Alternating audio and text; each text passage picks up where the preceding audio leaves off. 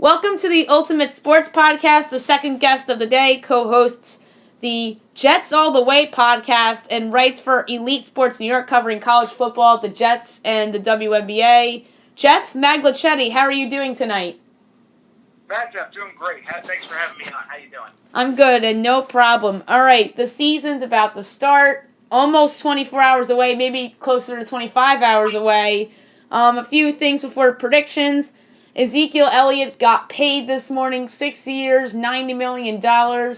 This deal was thought not to happen, and this deal was thought to be delayed a little bit, and then eventually it came together, and Jerry Jones snapped, and they got it done. So what do you make of this Ezekiel Elliott contract extension, making him the highest paid running back in the league?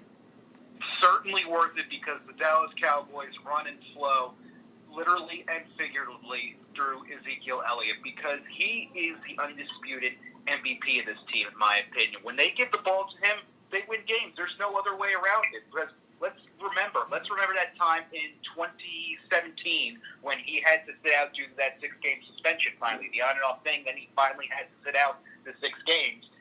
The Cowboys sputtered in that range. They did not move the ball well. Dak Prescott, I give him a ton of credit. He's done a decent job, especially for a 4th-round pick in this league, and he's probably going to get paid sooner or later by the Cowboys if they have enough money, which after signing, Jalen Smith, Lyle Collins, and now Zeke, who knows how much cap space they're going to have left to get both Prescott and Cooper, but that's another discussion for another day. What I'm interested to see is how the Cowboys do and how much better they're going to be with Elliott in the lineup. It's going to be a bit of a learning process this week against the New York Giants in the sense that the Cowboys have already announced that Zeke is going to be on a bit of a snap count, 20 to 25 snaps, I've heard, leaving the door open for a lot like Tony Pollard on Sunday against the Giants. So I'm interested to see that. And you take a look at the times that Zeke has carried the ball. It's interesting.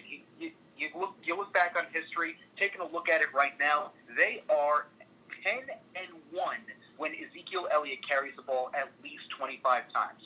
So wherever he goes, the Cowboys go. Now, do I think the Cowboys are, a contending team? I do, but I don't think they're in that upper echelon. I think they're going to get the wild card. I think Philadelphia has authority on the NFC East for the time being. Okay. My official predictions podcast is dropping tonight, and it's certainly going to be a 2-horse race in that division between those two teams. Another big story that happened about 2.5 weeks ago, the stunning retirement of Andrew Luck. Give me your thoughts on that. Andrew Luck, I wish him the best. It's really unfortunate what's happened to him, and, if there's any positive that can come out of this, I think it's that, it's good to see that a player is putting his personal health above himself, and what the Indianapolis fans did to him was not right. I mean, who knows what he's going through right now, so I wish him the best of luck, and I believe he's doing what's best for himself. Now, as for the Colts, I wrote recently on another website, The Big Lead, that Indianapolis might not be as bad off as people think. Because when they lost Luck a couple years ago, yes, they did not go out their way. They went 4-12, and it was an all-around disaster. But this time around, Indianapolis is more prepared for disaster, one they didn't see coming, but nonetheless slightly more prepared. First and foremost, I believe that the AFC South is one of the more wide-open divisions in football this year. It's a division where if any of the 4 teams won, it wouldn't shock you at all. The Texans are probably the best on paper and are the de facto favorites, but they're very on and off team, and the Colts actually beat them last year in the playoffs, 21-7 on the road, with Luck posting very pedestrian numbers in that game. So while the Texans could be the favorite on paper, who knows how it will pan out in the regular season. The Titans and the Jaguars, they seem works in progress a little bit. So here's what's interesting about Indianapolis. They're very high on Jacoby Brissett, recently bringing him back to a multi-year deal. He was the backup, now he's the full-time starter. They also brought in Brian Hoyer to be their backup quarterback. Also, the defense did a strong job last season. Darius Leonard did a solid job. So the Colts have some name-brand talent out there, especially in the running back position where they have Marlon Mack, who really took over that playoff game against the Texans last year. And I expect him to take on a bigger role in this offense as an experienced name, as a guy who can, mentor Jacoby Brissett a little bit through the ins and outs of NFL starterhood. So while the Colts are undoubtedly hurt by the sudden Luck retirement, they've going to go from Super Bowl contenders to wild card contenders now, so they could compete for that South Division title. They weren't as horrible off as they were when they lost both Luck that 1 year and Peyton Manning previously that other year when they had to put guys like Curtis Painter and Kerry Collins in there. Yeah, this Colts team is obviously better than the 2017 Colts and obviously the 2011 Colt team that the year that Manning got hurt and was out for the year. Let's go division by division now. I think it's obvious who we like in the AFC East. Yeah, let's see. The New England Patriots monopoly on that division is not ending anytime soon. And I personally don't think it's going to end in the AFC until further notice. Until someone proves that they can actually beat the Patriots come wintertime, it's not ending anytime soon. So, props to the Patriots there. Although I will say, it is going to be an interesting case for second place between the New York Jets and the Buffalo Bills. Miami is kind of in rebuild mode, Josh Rosen acquisition notwithstanding. But I'm interested to see that second place race between the Jets and Bills. They, of course, will face off in Week 1 over at MetLife Stadium, and it could be one of the better rivalries the NFL could develop in the coming years between Sam Darnold and Josh Allen. Those two, of course, chosen in the first round. Both chosen in the first round of the 2018 draft. They played a nice game last year in Orchard Park. Darnold led a game-winning drive. Allen did a nice job on the ground with 101 yards on 9 carries, but threw 50% for the game and threw 2 interceptions to Trumaine Johnson, including the game-stealing one. So I'm interested to see how that pans out. And in terms of the AFC, to talk about the Jets a little bit, expand on them, these first few games, these first 6 weeks are going to be absolutely crucial for the New York Jets. First 7 weeks, because they not only are going to play 2 up-and-coming teams in the AFC, they play Buffalo on Sunday and then the Cleveland Browns on Monday night in Week 2. They're going to play then 4 consecutive games against teams that played in the playoffs last season. Those teams being the Patriots twice. Those are going to be their 3rd and 6th games of the season. And then they play the Philadelphia Eagles and the Dallas Cowboys on the road and at home, respectively. So those games are going to be crucial. If you can get out of that stretch with 2 wins, you're in good shape because there's a lot of weaker teams on the docket after that. They play the Giants, they play the Redskins, they play the Raiders, they play the Dolphins twice. So, and up until a 3-week stretch at the end of the year where they play the Steelers, Ravens, and Bills again, all those games could be ones where the Jets are favored. So it's going to be absolutely crucial for the Jets to win against Buffalo this week. I never want to call games in Week 1 must-wins, but if you want to call this week a must-win, it's the closest thing you're going to get to it, I believe. I agree with you. There is a ton of pressure on the Jets, in my opinion, to win Week 1 against the Bills because of that tough schedule you had just mentioned. Let's switch over to the AFC North. I think there's 3 teams that can conceivably win this division. How about you?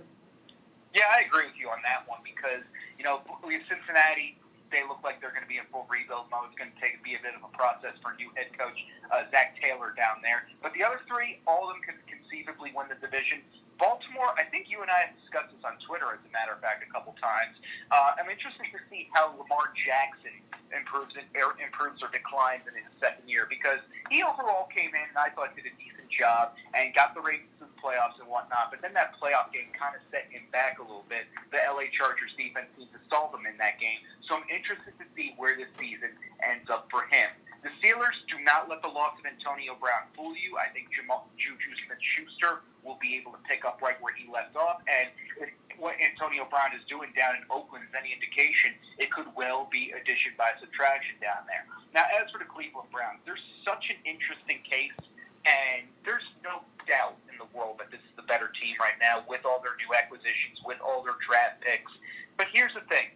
We've crowned the Browns off-season champions, and they haven't even played a single down yet. So this is a lot of pressure for a team that has spent 2 decades defying every good expectation that we've had of them, in a sense. Every time there's any sort of hype in Cleveland, it's usually snuffed out by the time we're ready to kick off in Week 1, or it's usually snuffed out before people have put their Halloween jack-o'-lanterns out. So this is interesting to see a Browns team with expectations. Now, I won't deny that they're well set up for this, and blame me too. I think Cleveland is going to win this division. I think they'll be fine, but at the same time, let's not put them in the Super Bowl just yet. And as Bill Parcells said once upon a time, let's not put guys like Baker Mayfield in Canton just yet either. Yes, I agree with you about that Parcells statement And I think the Browns and the Steelers are two teams that can win the division with the Ravens as like a long shot sort of, although people are higher on the Ravens than me. 3 people on my podcast picked the Ravens to come out of that division. The AFC South is wide open, as you mentioned. Who do you like there? Right now, I am going to go with the paper choice in the Houston Texans. I think that the combination of Deshaun Watson and DeAndre Hopkins, I just think that's too lethal right now. They got to provide a little bit of protection for Deshaun Watson back there. But other than that, I'm very interested to see where they go. It should be a solid season down there. On paper, they have the best team right now. They should take advantage of the division that's very much in flux with their quarterbacks right now. Jacoby Brissett has improved, but I really don't think he's the type of guy you could envision being the long-term quarterback answer over there in the Hoosier State. Jacksonville has recovered a little bit with Nick Foles as their quarterback, and they still maintain a lot of the guys that got them to the AFC Championship game not so long ago. And he again, is also only a temporary solution. So I'm interested to see what Jacksonville does this year.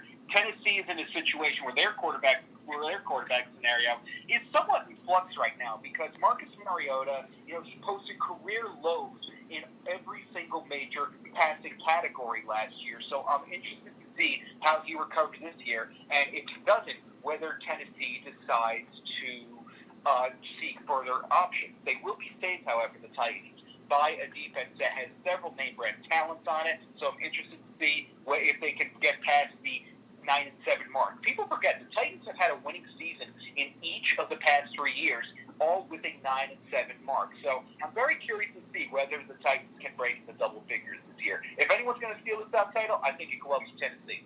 Interesting. Not one person has mentioned the Tennessee Titans as like a sleeper to win the division, although somebody did come on and say that the 9-7 stat, though. Somebody did mention that to me, and I completely forgot that they went 9-7 the last 3 years. It's just it didn't really occur to me because I obviously think about the Jaguars 2 years ago, Texans last year, and the Colts. I kind of just forgot about the Titans. And that's probably because of Mariota not having a good year last year and some turmoil going on there, and I'm not a fan of their coach, so I'm not really big on the Titans. How about the AFC West? To me, that's a 2-horse race. Well, yeah, the AFC West is certainly a 2-horse race, and ironically enough, the Denver Broncos are not included in that race. So, funny you should say that. But I'm interested to see the battle between the Chiefs and the Chargers this year. I think Kansas City is going to win out by the smallest of margins in that. I was very high on the Chargers this offseason and believe that they could steal the division title from the Chiefs because Kansas City, fantastic season. I don't want to take a single thing away from them last year. I thought that they would be affected by the Tyreek Hill situation, heinous as that may be, and it's just a bad situation down there, undoubtedly. I think we can all agree on that one. But after the Chiefs lost Kareem Hunt in another bad situation involving domestic violence, the Chiefs kind of faltered a little bit. They lost a couple games in there. They then went on to the AFC title game and played very well against the Patriots, but couldn't pull it off in the end. So I'm interested to see how the Chiefs recover for that. But as long as they have weapons like Mahomes and Kelsey on offense, they're going to be a force to be reckoned with. And the Los Angeles Chargers are going into the season missing one of their key offensive weapons in Melvin Gordon. That situation probably isn't going to have a happy ending as well as the one we saw in Dallas. So I'm interested to see the Chargers here. They strike me as another team that can win 12 games and still miss out on the playoffs. You could easily see not miss out on the playoffs. Miss out on the division. Could be relegated to the wild card, which is probably another topic for another day. But I think that they'll both win double-digit games. I think you will see at least 2 teams from the West go to the playoffs. And as for Denver and Oakland, Denver's very much in flux right now. I think they're trying to still find the next best quarterback option. Joe Flacco is a stopgap, and as decent as a stopgap as you'll probably find, as year Baltimore showed, you still had a little less in the tank, especially getting passed over for Lamar Jackson. So I think they'll be better, but nothing to mess with LA and Kansas City's dominance. And as for Oakland, that situation with Antonio Brown is going to eat itself alive. So I definitely think that there's going to be plenty of hijinks. There's going to be plenty of headlines with the Raiders this year as they prepare to make the move to Las Vegas. But I do not see any playoffs on the horizon in their final year in the bag. I agree with you about the Raiders and the Broncos. Although if one of them has a possibility to surprise, it's Denver because of their defense and the possibility of some of their skill position players taking that next step, like Phillip Lindsay and Cortland Sutton. All right, NFC East, as we mentioned, two-horse race. You like the Eagles over the Cowboys, it sounds like. Why is that? I basically think that Philadelphia is somewhat more talented on the offensive front. I think they did a decent job last season in recovering once again from missing Carson Wentz. I think that Philadelphia is also much better coached this year. The Eagles had a bit of a Super Bowl hangover last year, but eventually got over it and went to the playoffs, won a playoff game. The main factor really is I trust Doug Peterson a heck of a lot more than I trust Jason Garrett in that battle of 1990s backup quarterbacks, current head coaches. So I trust Peterson more than Garrett, and I trust Carson Wentz more than I do Dak Prescott at this point. So that's what it comes down to. It should be a fantastic neck and neck race down there. Just football seems a little bit more fun when both the Cowboys and Eagles go at it a little bit. So I definitely think that's going to be a case this year. They're going to play two fantastic games on the horizon, but I think Philadelphia edges out. I do think, however, that Dallas will take one of the wild cards, a spot they solidified with the welcoming back of Ezekiel Elliott today. Yes, I think both of those teams are playoff teams, as I mentioned before. The NFC North is an interesting division. I think that's the best one in football, with three teams that can conceivably win their respective divisions, all have high upsides depending on health and some other issues. Who do you like in that division? Well, can I ask, who is the outlier in that? Who do you think can't win in your opinion? The Detroit Lions. You know, it's interesting. On paper, they are the worst in there, but as you said, that division is very topsy-turvy, and if Detroit gets the right amount of breaks, they could sneak into it, but then again, it's the Lions we're talking about, and they rarely if ever get breaks. So, fair enough. I agree with you on that point that Detroit probably won't win it, but I do see the race wide open. Minnesota, of course, looking to recover from last season.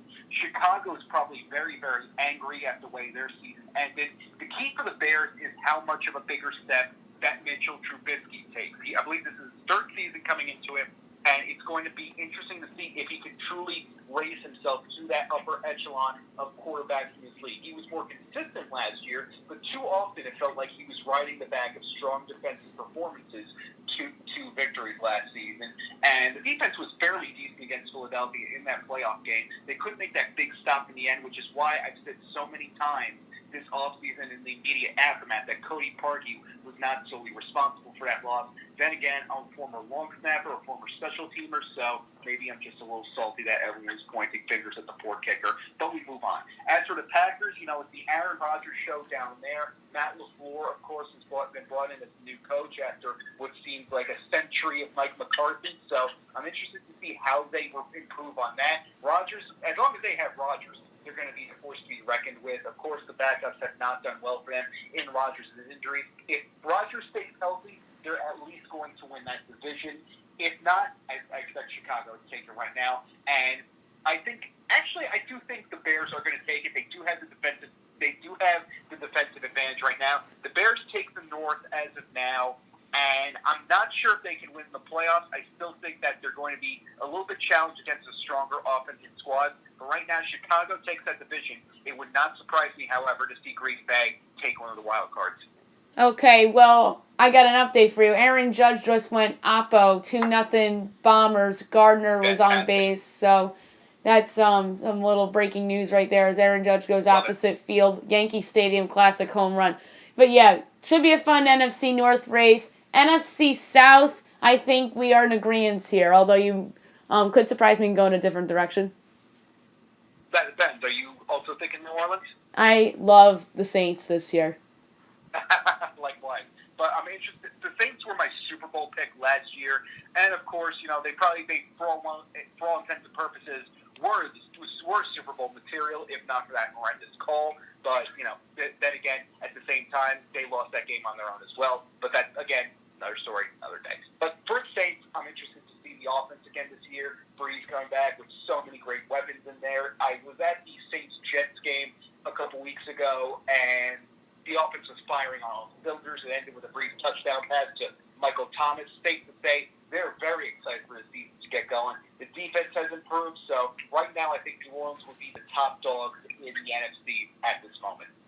Yes, in the NFC South, obviously, if you want to touch on some other teams, Atlanta and Carolina, if things break right, I think those teams can sneak in the playoffs, especially Atlanta with their high-powered offense, their cutters back there. To me, the issue with Carolina is Cam's shoulder. If Cam's shoulder's okay and he's healthy, then that team can easily win double-digit games in the NFC South. Let's switch over to the NFC West. Who do you like there? Oh, I like LA at this point because LA is going to be angry. They're going to want to come back there. They're going to want to prove that last season was no fluke. They want going to prove that their Super Bowl run was no fluke. So until further notice, I think that division belongs to the Rams. I want to see how the 49ers improve with extended time with Jimmy Garoppolo at quarterback, because if he lives up to the hype we've been hearing ever since he stepped off the field at Eastern Illinois and came to New England, if he is worth even half of that hype, San Francisco could well be a dark horse team in that division. I also want to keep an eye on Seattle because last year was the year it was all supposed to come crashing down for the Seahawks. But I give Russell Wilson a ton of credit. He brought that team together, and he got into not the Super Bowl, he got into the playoffs at the very least. And he also had some strong assistance from a decent run game back there. So I want to keep an eye on the Seahawks. And as for the Cardinals, this is going to be a very intriguing year for them in the sense that they're going through another new coach, another new quarterback right now, hitting the reset button once again. And I don't want to hear for a second this time out of Arizona that they want to change quarterbacks because at the end of the year, because until they fix that offensive line, even though it's not Josh Rosen, not Kyler Murray, they're not going to be the answers until you get them some protection. So let's say a little extra prayer for Kyler Murray this season. I do expect some show-stopping plays here and there, but he will be running for his life a good portion of the year behind that line. Yeah, that's a really bad offensive line, among the worst ones in football. So your wild card teams in the AFC are? Right now, I want to say Pittsburgh, it would be the sixth one, and LA would be the fifth one. So LA would be LA the 5 and Pittsburgh the 6. And the NFC? In the NFC, we're going to have Green Bay go in there at the 5 slot, and you're going to have the Cowboys take the 6. All right, none of those outcomes would surprise me. So you're not going with the Vikings, and you're not going with... What other team did I think that was a possibility? Oh, the Ravens. You're not going with touching the Ravens either? I'm trying to think of other teams that people thrown at me as like a playoff team that... Oh, and Atlanta's a team that people on this podcast have picked. But my picks aren't really official yet. I know where I'm leaning, but I'm doing my final decisions tonight, and the podcast will drop around maybe 10:30, 11 o'clock tonight. I look forward to hearing it. Yep. Super Bowl. Who's your Super Bowl pick and winner?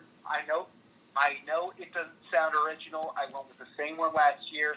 I kind of went reverse on this one a little bit, but right now my Super Bowl pick is Patriots over Saints. Last year I said Saints over Patriots, and this time I'm going the other way around because I don't want to fall for this New England trick again.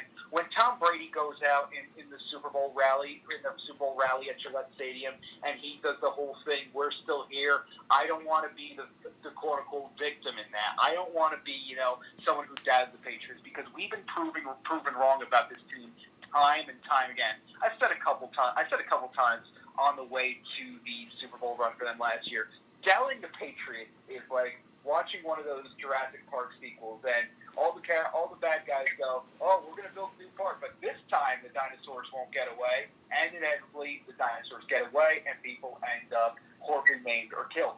This is the same situation with the Patriots, minus the best part, fortunately, but I do think that we need to stop doubting New England. We need to stop doing that, and then they won't have that narrative anymore. I think Kansas City does have the tools to compete with them. LA does as well. It's going to be real interesting to see that. Would not surprise me if the Chargers were an AFC finalist, but I do expect the Patriots back in the Super Bowl. I expect them to finally take on the Saints. It's going to be a great Brady versus Brady showdown. Patriots over Saints is my Super Bowl prediction.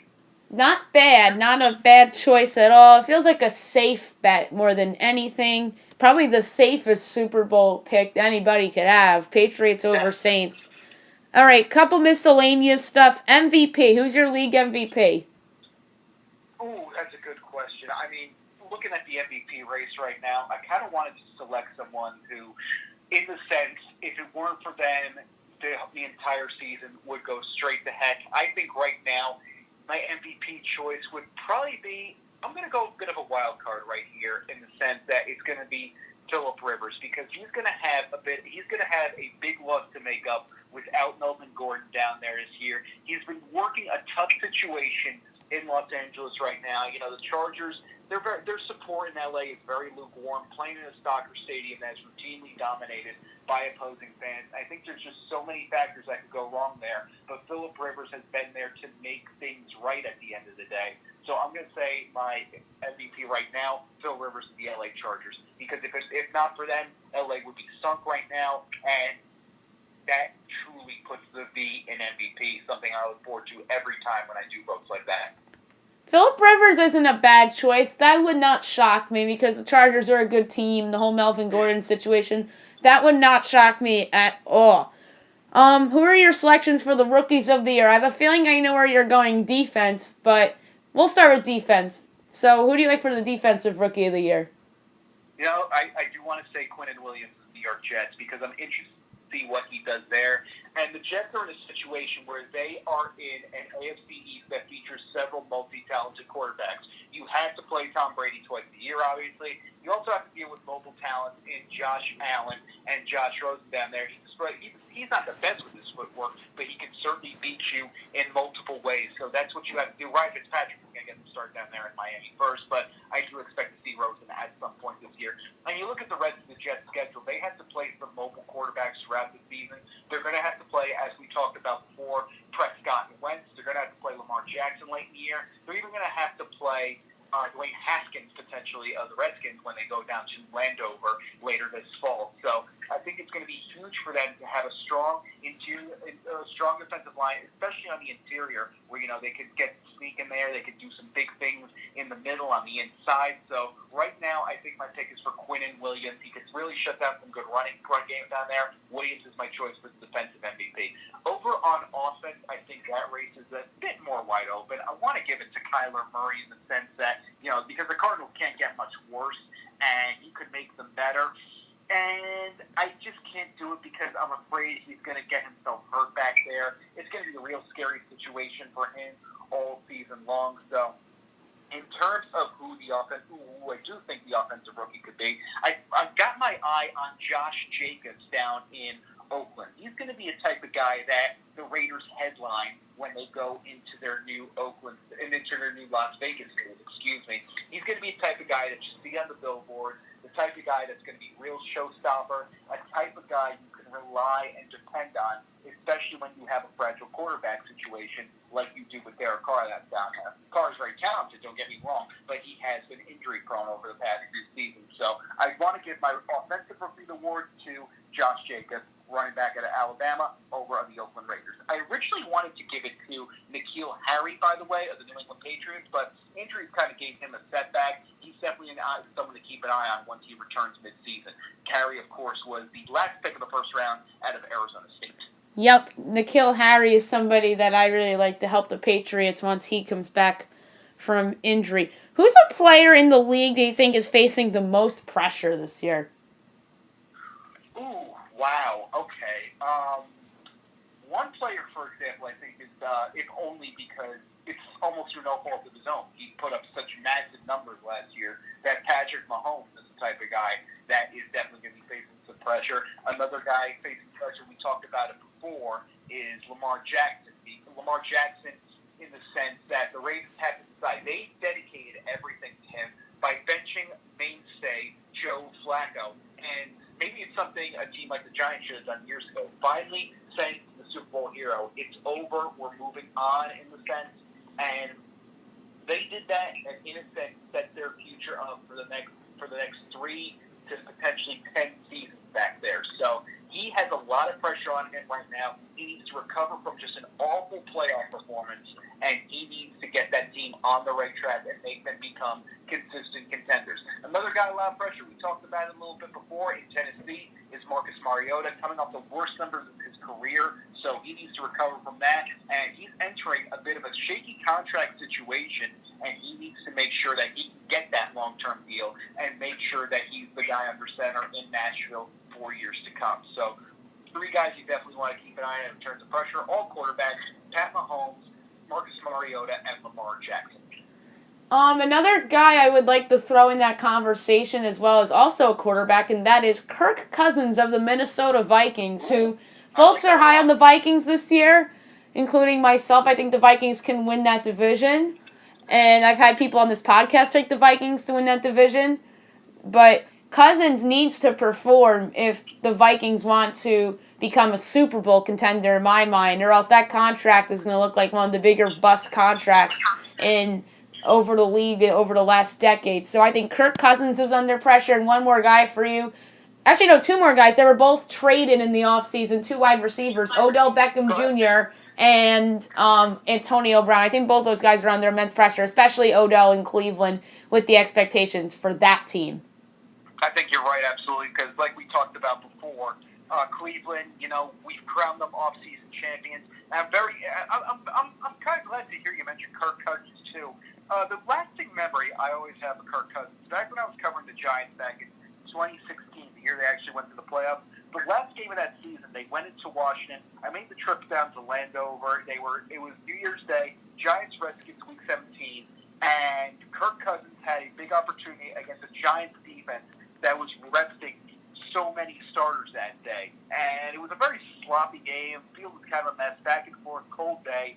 And the Giants led 13-10 with just under 2 minutes to go. Washington got the ball back, and Cousins was in a situation where the Redskins were in a win or go home type of deal. Win, you go to the playoffs, lose, and it's a long off season. All Cousins had to do was lead them to the end zone, get them to the playoffs against a Giants defense that was mostly backups. He threw an interception to Janoris Jenkins, and the rest is history. And I just feel that's like the perfect way you could describe Kirk Cousins' career in the sense. All I was missing, really, was a strong game statistically, because he always seems to have these strong, fantastic numbers. He's a great fantasy football quarterback, don't get me wrong, but if you're trying to win the Super Bowl right now, Kirk Cousins is not that guy. So in terms of pressure, you are absolutely right. Yes, I think he's the quarterback under the most pressure this season. And out of non-quarterbacks, to me, it's Odell Beckham Jr., and it might not even be close. Although Antonio Brown, too, but he's on a worse team than Odell. So Odell, for me, is not the non-quarterback pick, and the quarterback pick is obviously Kirk Cousins. All right, give me your bold prediction of the season. A random little bold prediction. Could be like a record or anything about a player or something like completely random. That's another good one. Oh my goodness. Bold prediction. I think that. Well, you know what? Let's go back to the Colts. I'm going to go with the Colts now. I think the Colts are at least a 500 team this year, and in the AFC South, that could well win you the division at this point because it's very wide open down there. Who knows what's going to happen with the Texans? Who knows what's going to happen with the Titans and the Jaguars? But I think the Colts are at least a 500 team this year. They are a better team than they were when they last lost Andrew Luck for the season. So I definitely think that they're going to shock and surprise a lot of people. I'm looking forward to see what they can do. I almost want to root for Jacoby Brissett a little bit. Everyone's been doubting him, but he can do, in a pinch, he can help you out. So I'm interested to see what the Colts do. They're in a much better position because they've drafted really well ever since the Ryan Grigson era ended. Chris Ballard has done a solid job drafting, has found some nice diamonds in the rough like we talked about before, Darius Leonard and Marlon Mack. Keep an eye on the Indianapolis Colts. Do not write them off by any stretch of the imagination. That would not surprise me at all because, yes, it's a quarterback's league, but they have a lot of talent on that team now, so that wouldn't really surprise me if they finish with the 500 record. I'm going to give you a bold prediction, too. Fire away. I'm going to say that despite adding Jadeveon Clowney, the Seattle Seahawks will not have a winning record. Ooh, bold, but I like it. I could see it 100%. The Legion of Boom days are over.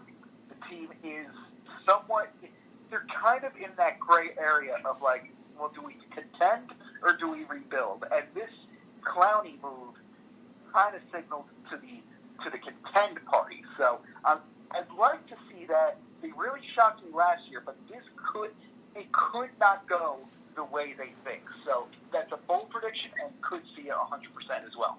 Yes, I could totally see them finishing 8-8 or even worse than that. And I feel bad because I'm a big Russell Wilson fan and always will be because that guy's really had a great NFL career. A couple things on the Jets real quick before we go to the WNBA. Le'Veon Bell, were you a fan of that signing, and how much of an impact do you think he'll have on this team? No, I wasn't a fan of that signing because, he was the type of guy that the Jets needed. He needed to be like a flash in the pan. He needed to make a flash in the pan type move. It was an ill-fated move in the sense that Mike McCagnon that did not save his job. But the Jets needed weaponry around Sam Darnold in this offense because you said it before, it's a quarterback-heavy league, but the quarterback cannot do it on his own. He needs some assistance down there, and Le'Veon Bell can provide that assistance both on the ground and through the air. So I'm eager to see how he works in this New York Jets offense.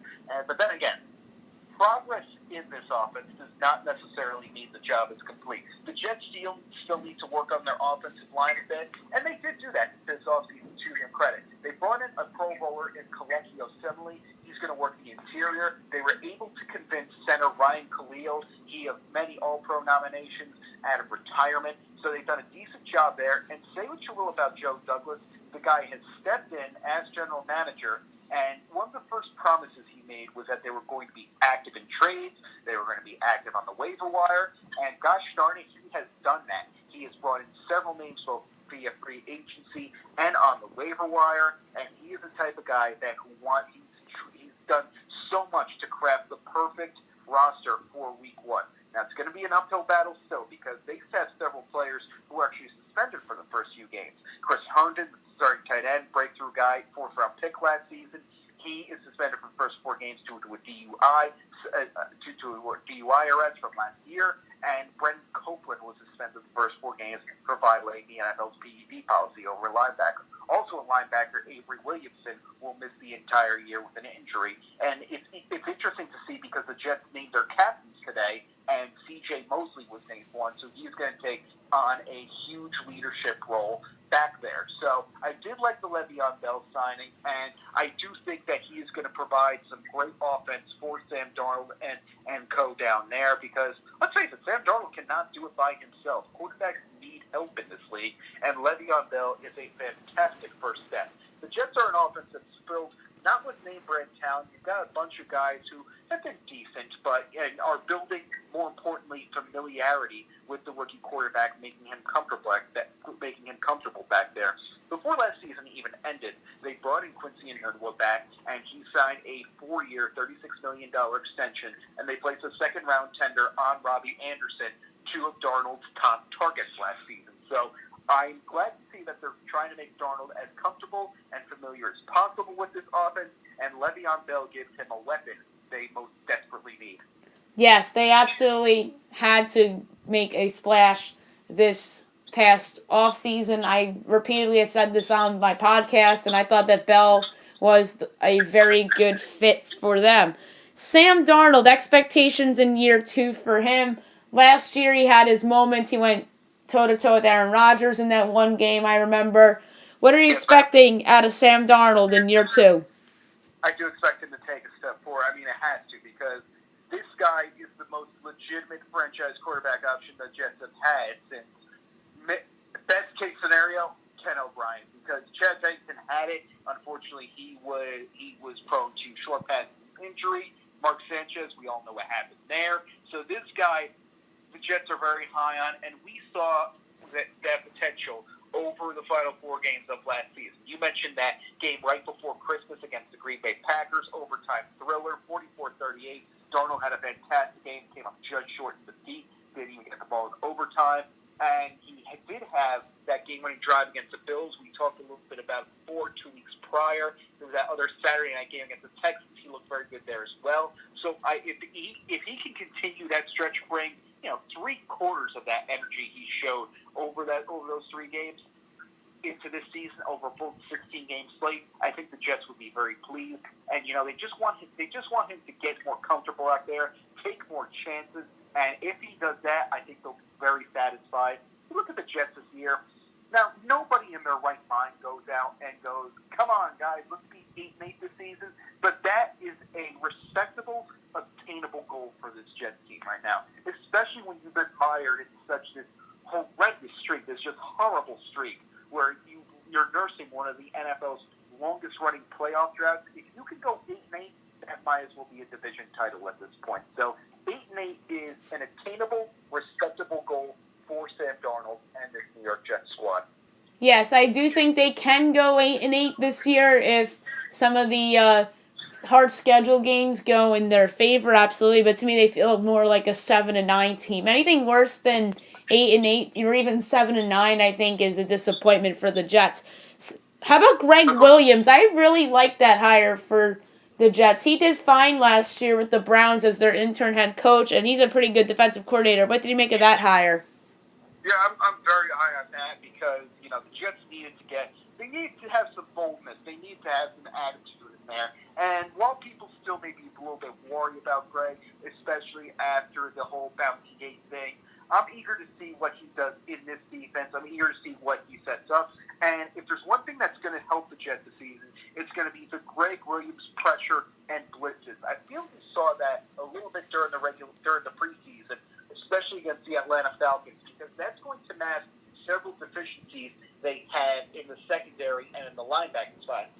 The secondary is kind of nursing some injuries as well. Trumaine Johnson didn't really play much this preseason or in the summer at all too much, and he is on the right track per head coach Adam Gase to play on Sunday against the Buffalo Bills. But at the same time, a good blitz can, mask some of the deficiencies of a tough secondary. Obviously, you have Jamal Adams back there. I really want to see how he works in the Greg Williams system. You might see a lot more of Jamal Adams in the backfield, as a matter of fact, getting some blitzes in there if all works out under the Williams set. So it's a good hire for a Jet. It's, once again, the splash and weaponry they needed at such a crucial point on the franchise timeline.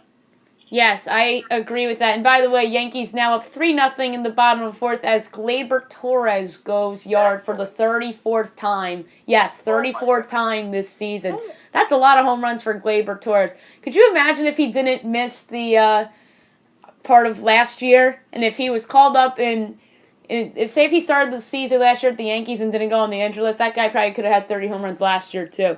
That guy is absolutely talented. But let's save the Yankees for another day. WNBA. The playoffs are just about set. All 8 teams have clinched. It begins in a week from today. Do you like the current playoff format as it stands right now? I can't say I'm the biggest fan. I think it's kind of silly in the sense that you could have a team that's the third best team all season, and they could play a grand total of one single playoff game. So it's a little silly in that regard. I will give it credit, though. It's interesting. It's different. It's good to see they kind of did away with the conference format a little bit because, you look back, a team like, I'm looking at this now, a team like the Indiana Fever will be in the playoffs right now if you still had the conference format going. And a team like the Minnesota Lynx, on the other hand, would not be. And you got to give the Lynx a ton of credit for what they did this year. Cheryl Reeve would right now be my pick for Coach of the Year in the WNBA. She's done a fantastic job with the team. Many had written off, many called too old to truly contend in the new WNBA. So I think that this playoff format, it's not perfect, but I do give it credit for it being interesting. Yes, I agree. The Minnesota Lynx are a team that really has surprised some folks in the WNBA this season. Who do you like to win the title? Who do you think is the title favorite right now? I'd say it's your 1 seed Washington Mystics, right? Yeah, undoubtedly. And I'll put it this way. This is Washington's title to lose. I was actually up at Westchester County Center last night. The Mystics played the New York Liberty, and this team is fantastic. They can beat you in so many ways. They move the ball so well. Elena Deladon is undoubtedly an MVP, but she helps this offense go wherever it needs to go. But there's so many talented role players in this set, so many talented younger guards. They do a great job, and everyone has a role. Mike Tebow, he knows how to find the best out of each and every one of them, and they just do a great job. There's Ariel Atkins in there, and they've done this also with Christy Tolliver being injured. So Elena Deladon is the MVP, and she is right now. It feels like the Washington Capitals all over again in the sense that She is the best player in this league right now, without a ring. If and when she does get it this season, I believe that title goes over to Tina Charles of the New York Liberty. But you look at this roster right now for Washington, they've done a fantastic job. Ariel Atkins, Ariel Powers, the two of them, they have such a great sense of timing. Every time a team seems to roll back into this game a little bit, they'll hit a clutch three, and suddenly it's the status quo all over again. Emma Meesman, she was a starter last night, starting her fourth game this season, but she's their very dominant force off the bench in other games. And with their win last night, the Mystics won by a 16-point margin. The Mystics set a new WNBA record for most wins by at least 15 points, breaking a nearly two-decade-old record held by the Houston Comets. So right now, this is Washington's title to lose, and if they don't win it, it's a lost season. I hate to say that. They've accomplished so much, but they need to win a title to show for it. Yes, that feels very Golden State Warriors-esque to me, although the Connecticut Sun have had a great year. They're a half game back of the Mystics, but I think the Mystics are going to get the 1 seed. The 1 seed hasn't been clinched yet, although 8 playoff teams are all locked up and ready to go. Last thing before you go, the New York Liberty are a team that did not make the postseason, as I predicted before the season. What do you think the future holds for that franchise? It's interesting for the Liberty because a lot of people are saying that this is going to be the end of the line for Katie Smith. I kind of don't think so in that regard because Katie has this team fighting. Even in elimination, the Liberty are putting up solid efforts. We're seeing the rookies emerge a little bit. Asia Durr has missed the past about 9 games. She didn't play the entire month of August. Doesn't seem set to play in September. But the rookies have done a decent job. Marie Johannes has set a new career high in back-to-back games. 21 against good teams, by the way. 21 against Connecticut last Friday night and 22 last night against Washington. Han Shu, the second-round pick from China, she has gotten some extended time, and she has gotten in the lineup, and she's slowly but surely been improving their game. And what's so interesting to me about this Liberty team, they've been through so much in the past 2 seasons. Eurobasket, for example, wiped out this team. 4 players went over to Europe to participate in the tournament. They dealt with countless injuries to the point where, combined with Eurobasket, they had to sign some emergency free agents. They had to get an injury exception from the league and bring in some free agents. And the top assistant coach left in the middle of the year, Sharman Smith. She went back to Cal to be the head coach over at Berkeley. And, of course, last season they had to go the entire year in what was pretty much basketball purgatory in the sense that they had no idea whether they'd be back in New York the next season. But now they have stable ownership, and Katie Smith and the rest of this squad, I think, maybe not the rest of them, some people are obviously going to go elsewhere. They need to make some additions. They're obviously in the running for the top pick at the WNBA draft lottery, which, remember, that goes by 2 cumulative years.